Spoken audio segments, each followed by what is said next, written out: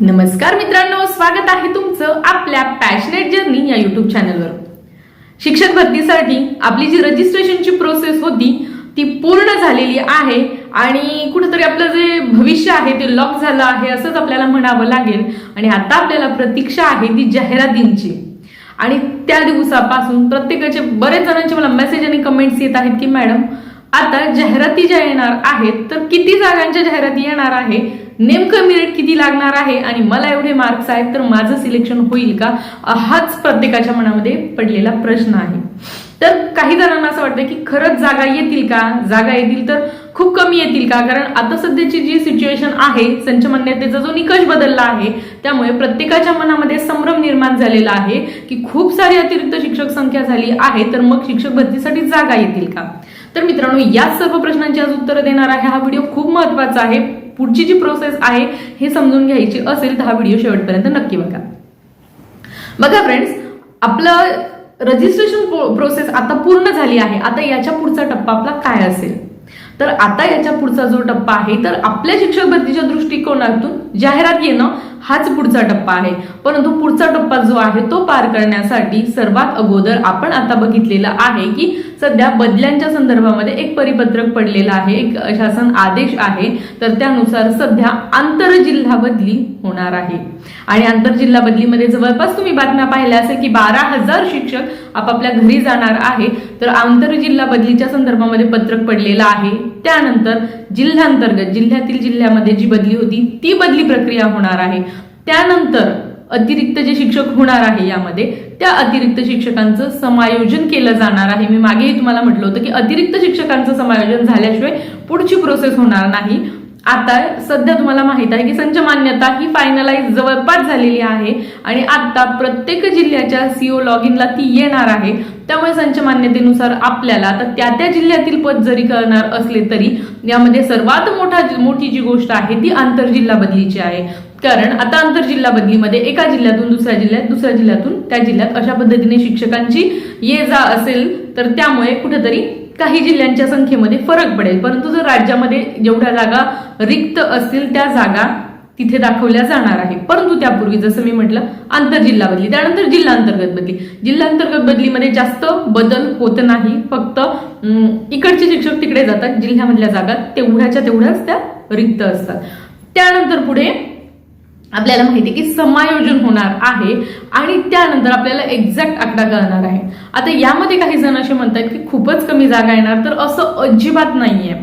सुरुवातीला आम्हीही त्याच भ्रमात होतो की खूप कमी जागा येणार आहेत, परंतु शासनाने मे 2026 पर्यंतची संभाव्य रिक्त पद ही जाहिरातीमध्ये शासन विचारात घेणार आहे। तर त्याचा खूप मोठा फायदा होणार आहे। सध्या खूप जास्त रिटायरमेंट्स आहेत, त्यामुळे 2026 पर्यंतची जी रिक्त पद आहेत त्यामुळे बऱ्यापैकी जिल्हा परिषदांच्या, स्थानिक स्वराज्य संस्था, त्याचबरोबर आपल्या ज्या संस्था आहेत खाजगी व्यवस्थापनांच्या बऱ्याचशा जागा येऊ शकतात। जागा कमी येणार या अशा पद्धतीने आता तरी मी तुम्हाला म्हणणार नाही। जवळपास आता बऱ्याच गोष्टी पॉझिटिव्ह दिसत आहे। फक्त एवढं आहे की यासाठी आता आपल्याला पण संस्थांना अप्रोच करावं लागेल। आपल्याला तिथे जाऊन जाहिरातींसाठी त्यांनी जाहिरात द्यावी, त्या दृष्टिकोनातून आपल्याला देखील थोडेफार आता प्रयत्न करावे लागणार आहे। ह्या सगळ्या प्रोसेस नंतर मग या 2-3 टप्प्यानंतर आंतरजिल्हा बदली, जिल्हांतर्गत बदली, समायोजन, त्यानंतर आपल्याला एक्झॅक्ट आकडा कळेल आणि त्यानंतर मग रोस्टर वगैरे तयार केलं जाणार आहे। त्या जिल्हा परिषदांमार्फत ते मावककडून तपासून आल्यानंतर मग आपल्यापर्यंत त्या जागा येतील। ही प्रोसेस थोडीशी जास्त वेळ लागू शकतो या प्रोसेसला असं मला वाटतं। एकंदरीत हा सगळा हिशोब बघता त्या मधल्या काळामध्ये तुम्हाला माहिती आहे की आता जिल्हा परिषदेचं इलेक्शन लागलेलं आहे, जिल्हा परिषद पंचायत समिती, तर त्यामध्ये थोडासा वेळ जाईल। त्यानंतर पुढच्या प्रोसेस सुरू होणार आहे। केल्या तर ह्या सर्व प्रोसेस 2 महिन्यामध्ये पूर्ण होऊन मे महिन्यामध्ये जाहिरात यायला काहीच हरकत नाही। परंतु एकंदरीत आतापर्यंतचा इतिहास बघता शासनाने ज्या पद्धतीने ज्या पद्धतीने शासन काम करतं त्यामध्ये थोडासा कमी जास्त कालावधी लागू शकतो। त्यामुळे जूनमध्येच भरती होईल हे आपण 100% नाही सांगितलं तरी, परंतु जाहिराती मात्र मे-जूनच्या आसपास यायला काहीच हरकत नाही। जून-जुलैमध्ये भरती प्रक्रिया होईल। जागा चांगल्या येतील कारण ज्या पद्धतीच्या गोष्टी आहेत तर त्यामुळे जागा वगैरे बऱ्यापैकी येतील। त्याचबरोबर बरेचसे शिक्षण सेवक जे आहेत ते मला विचारत आहेत की मॅडम आपल्याला सेवा जोड मिळणार का. त्याचबरोबर आणि एक प्रश्न आहे की जिल्हा अंतर्गत बदलीमध्ये शिक्षण सेवकांना संधी मिळाली पती पत्नी एकत्रीकरणामध्ये संवर्ग 2 मध्ये, तशीच संधी आंतरजिल्हा बदलीमध्ये मिळेल का, अशा बऱ्याचशा जणांचा प्रश्न आहे. तर मित्रांनो, जिल्हा अंतर्गत बदली किंवा आंतरजिल्हा बदलीच्या संदर्भामध्ये ज्यावेळी हिवाळी अधिवेशन झालं होतं त्यावेळी सांगण्यात आलं होतं की त्या संदर्भामध्ये काही नियमावली तयार केली जाणार आहे. नियमांमध्ये कमी जास्त प्रमाणामध्ये थोडेफार बदल किंवा काही गोष्टी त्यांना ऍड करायच्या त्या केल्या जाणार आहेत आणि बदलीपूर्वी आपल्याला ते नियम कळणार आहेत. तर त्यामुळे जर तसा काही बदल झाला तर तो आपल्याला कळेल, परंतु शक्यता अशी वाटत नाही की शिक्षण सेवकांना आंतरजिल्हा बदलीमध्ये स्थान मिळेल. त्यानंतर दुसरी गोष्ट, सेवा जोड मिळेल का. तर बरेचसे जण पॉझिटिव्ह निगेटिव्ह आहे. या संदर्भामध्ये मला एक स्पेशल व्हिडिओ बनवायचा आहे, शिक्षण सेवकांचा सेवा जोड मिळेल का. कारण आपल्याकडे विथ GR मी तुम्हाला एक्सप्लेन करणार आहे. त्यामध्ये एका जिल्ह्यातून दुसऱ्या जिल्ह्यामध्ये गेल्यानंतर सेवा खंडित होईल अशा पद्धतीने कुठे दिलेलं नाहीये. फक्त एवढं आहे की त्या सेम पदासाठी जर तुमचं 1 ते 5 साठी सिलेक्शन झालं आहे आणि पुढे पुन्हा दुसरीकडे 1 ते 5लाच सिलेक्शन झालं तर सेवा जोड मिळायला काहीच हरकत नाही. वर्ग बदलला, समजा आता 1 ते 5ला आहे, नंतर 6 ते 8 किंवा 9वी 10वी 11वी 12वी यापैकी कुठल्या वर्गाला तुमचं जर सिलेक्शन होत असेल तर कदाचित थोडासा फरक पडू शकतो. पण याही संदर्भामध्ये आपल्याला स्पेशली मागण्या कराव्या लागेल. या संदर्भामध्ये शासनाने जर शिक्षण सेवकांना परीक्षा द्यायला लावली आहे, कारण आपण बाय प्रोसेस याच्यामध्ये आलो आहोत, प्रोबेशन पिरियड आहे, म्हणजे पुन्हा तो प्रोबेशन पिरियड रिपीट व्हावा हे योग्य नाहीये. ही जी गोष्ट आहे, कारण आता जर 2 वर्ष केले तर पुढे पुन्हा 3 वर्ष करणं हे योग्य नाहीये. तर या संदर्भामध्ये आपण मागणी करणारच आहोत. त्यामुळे आता बघूयात पुढची प्रोसेस की कशा पद्धतीने आपल्याला सूचना जाहिराती येतात आणि त्यानंतर आपल्याला कळेल. कारण बऱ्याचशा शिक्षण सेवकांनी, म्हणजे आता जवळपास सगळ्या शिक्षण सेवकांनी परीक्षा दिलेली आहे आणि 2 वर्ष पूर्ण होतील. प्रोसेस होईपर्यंत आता माहित नाही 2 वर्ष होतात की 2.25 वर्ष होतात आणि त्यानंतर 6 ते 7 महिन्यापर्यंत म्हणजे जो कालावधी उरेल त्यासाठी शिक्षण सेवक पद रिपीट व्हावं ही कोणाचीच मानसिकता नाहीये. तर त्या संदर्भामध्ये वेगळ्या पद्धतीने सूचना येणं अपेक्षित आहे, परंतु सेवा जोड मिळायला काहीच हरकत नाही. त्या संदर्भामध्ये आपण कसोशीने आपण प्रयत्न करूयात. त्याचबरोबर शिक्षण सेवकांची कोर्टामध्ये केस सुरू आहे, तर त्या संदर्भामध्ये थोडीफार पॉझिटिव्ह न्यूज आहे. ज्या पद्धतीने आता एक यांचा निकाल लागलाय की समान काम समान वेतन या अनुषंगाने ती केस सुरू आहे, त्याची फेब्रुवारीमध्ये वगैरे सुनावणी आहे. त्या संदर्भामध्ये आपण एक वेगळ्या व्हिडिओमध्ये एक थोडीशी चर्चा करूया. आज फक्त हे काही मुद्दे होते की कशा पद्धतीने आपण यापुढे जाऊ शकतो. तर ही एक गोष्ट आहे. आता बरेचसे जण मला स्कोर वगैरे सांगतात आणि मला सांगतायत की मॅडम सिलेक्शन होईल का.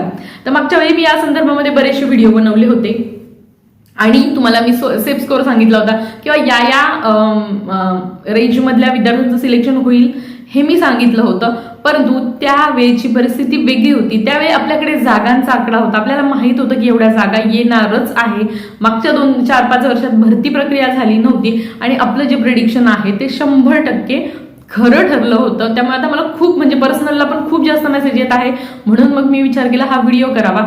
तर आता सध्या जोपर्यंत शासन आपल्याला जागांचा आकडा देत नाहीये किंवा आपल्याला किती अतिरिक्त झाले शिक्षक आता नवीन संच मान्यतेनुसार आणि मग त्यांचं समायोजन झाल्यानंतर किती जागा उरतील हे जोपर्यंत आपल्याला कळत नाही तोपर्यंत थोडंसं मेरिटचं प्रिडिक्शन करणं मला वाटत नाही. तरी पण मी तुम्हाला सांगेल की 120 पेक्षा जास्त मार्क्स असणाऱ्यांनी थोडंसं पॉझिटिव्ह राहायला काहीच हरकत नाही. बाकी आपण बघूयात.